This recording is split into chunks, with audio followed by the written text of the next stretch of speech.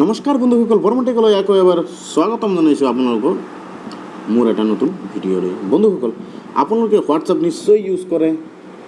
যদি ইউজ কৰে এই ভিডিঅ'টো শেষলৈকে চাব। যদি শেষলৈকে চাই তেতিয়া বুজিব পাৰিব ইয়াৰ মানেটো কি।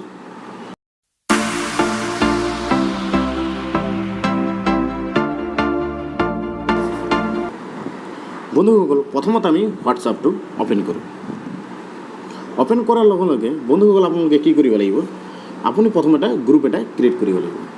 ধৰক ইয়াত থ্ৰী ডটত ক্লিক কৰিব, এটা নিউ গ্ৰুপ যিকোনো এজন মানুহক আপুনি চিলেক্ট কৰিলে।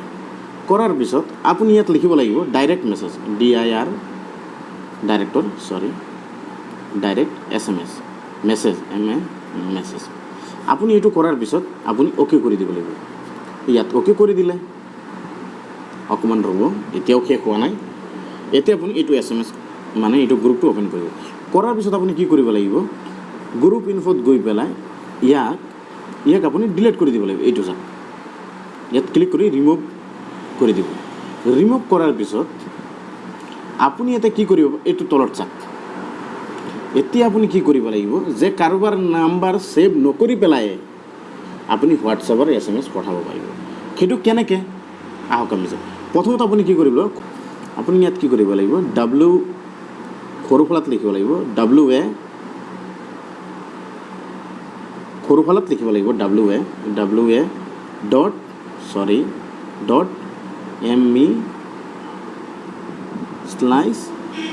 যোনটো আমাৰ ইণ্ডিয়াৰ কাউণ্ট্ৰি কোড নম্বৰ আছে 91, সেইটো দিব। দিয়াৰ পিছত আপুনি নম্বৰ লিখিব। এতিয়া লিখাৰ পিছত আপুনি এইটো চেণ্ড কৰি দিব। এইটো চেণ্ড কৰি দিয়াৰ লগে লগে আপুনি ইয়াত ক্লিক কৰিব।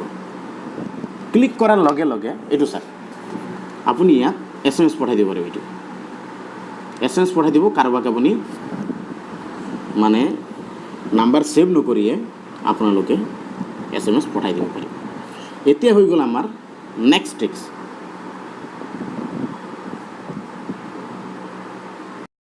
বন্ধুসকল, নেক্সট ট্ৰিক্সটো হৈ গ'ল আপোনালোকৰ কাৰণে হোৱাটছআপৰে হয়। আহক আমি চাওঁ।